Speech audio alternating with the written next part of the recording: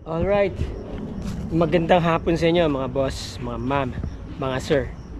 Andito po ako ngayon sa Cabangan, Zambales. Tanghaling tapat pero ang lamig. Ang dami kasing punong kahoy, mga mahoganis.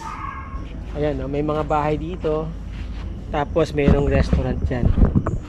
Ganda oh. Daming punong kahoy, ano? Okay, yung may-ari po nito ay may binebentang property dito. Katabi niya, no? Ganda. Alam nyo, ganito kaganda kapag marami pong puno sa inyong lote, sa inyong bakuran. Ayan, no? Unang-una, hindi tinutubuan ng mga damo kasi nga walang sunlight na pumapasok. Pangalawa, malamig talaga dito. Malayo kaysa dun sa mga walang puno. Ma'am Emily, napaka-presko dito, ano? Nandito ba yung binebenta? Ha? Drone mo muna. Pag-drone ko muna. Ito ngayon yung pinaka right of way. Ito po ay approved na ang survey plan nito, itong right of way. Opo. Kasama po sa right of way yung itong okay. Oo. So nakasama pa po yung mahogany sa right of way. Ito po yung property start, yung start ng first mango. Okay. Mango. Ito yung pinaka boundary. Boundary po dito. Oo. Ito pala. May first mango sa yan. So, pero dito po yan nag-start dito. Diyan. nandito ang boundary Likod lang niya. po nito. Yan ang property. Oh, mula dyan, ito ang pinaka lumalabas na frontage ng property. Hanggang dito. Ilang hectares to, ma'am? 2.2 hectares po. 2.2 hectares. So, 2.2 hectares, malamang ito ay nasa, okay, malamang nasa 80 meters po ang kanyang pinaka frontage. Itong side na facing this private road. Oo. Yan. Ilang puno ng mangga meron siya? 60 po. 60 na puno ng mangga. More or less. At ano yan, kinalabaw mangoes. Yes. Yun. Then may rice land po sa likod. May rice land to sa likod. About 150 meters po. Nasa national highway na kayo. Okay, ngayon ito pong site ay sa Cabangan, Zambales, no? Malapit lang po ito sa downtown Cabangan, Zambales. Napakaganda ng lugar. Yun. Ito ang mga pinaka road right of way po ng property dito sa side na to.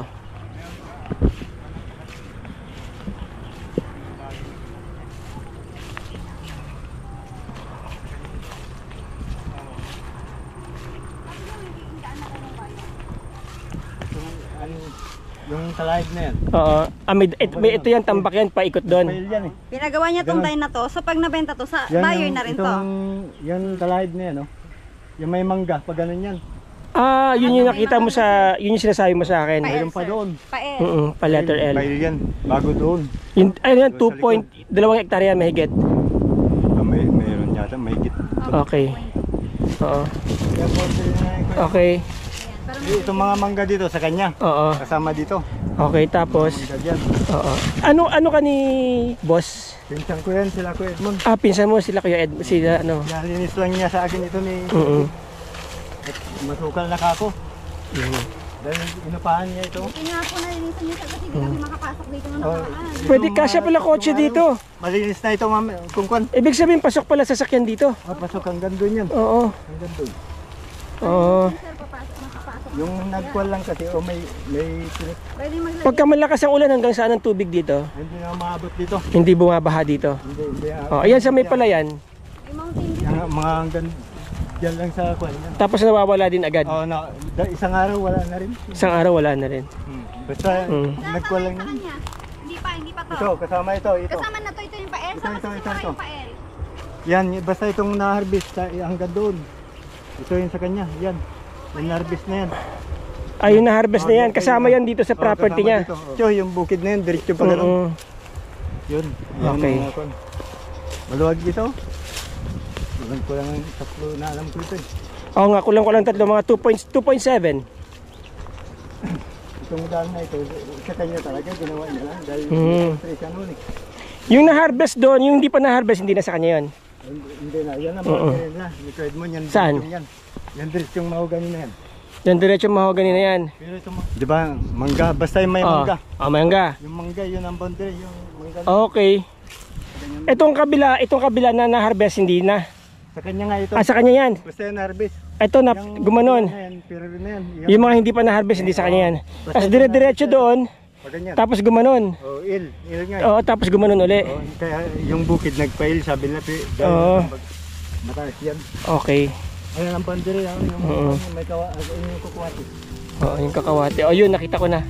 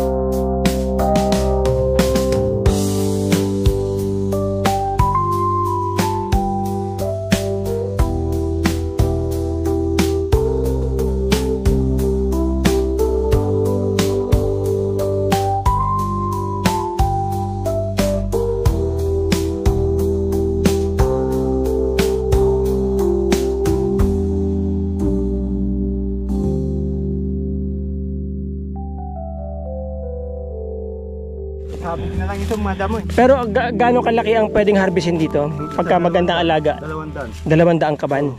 Sa isang taon, ilang beses to pwedeng dalawa? Kung may patubig. Second crop ka. Oo. Oh, yun, may patubig ka na. Pero maganda, kamote ang gabanat dito. Kamote.